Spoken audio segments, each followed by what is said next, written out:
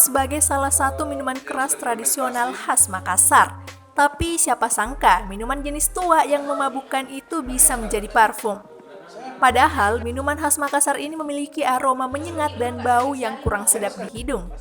Seperti yang dilakukan siswa-siswi Sekolah Menengah Atas Negeri 20 yang berkolaborasi dengan KKN Terpadu UNM Angkatan 21.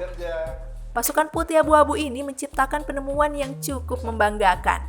Bagaimana tidak, anak-anak kreatif ini mampu menyulap minuman keras itu menjadi cairan parfum dan antibodi.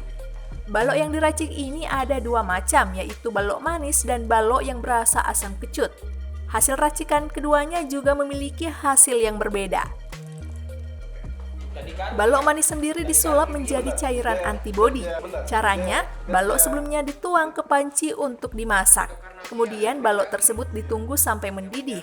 Setelah itu dicampurkan rempah-rempah berupa jahe yang telah dihaluskan dan gula merah yang telah dicairkan.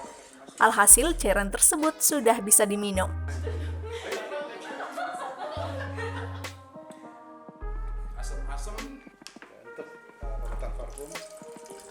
Untuk balok kecut sendiri disulap menjadi cairan parfum. Balok yang telah difermentasikan kemudian dimasak sampai mendidih. Cara masaknya juga cukup mudah, hanya saja masaknya harus dalam kondisi panci yang tertutup, karena cairan yang dibutuhkan berasal dari uap balok yang telah mendidih. Alhasil, cairan tersebut sudah bisa disemprotkan ke pakaian.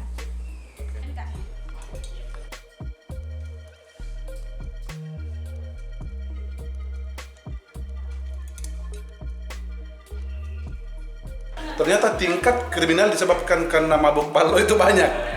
Itu yang pertama. Yang kedua, himbauan dari Bapak Gubernur dan Pak Tito bahwa manfaatkan minuman balok itu untuk pertama melawan COVID.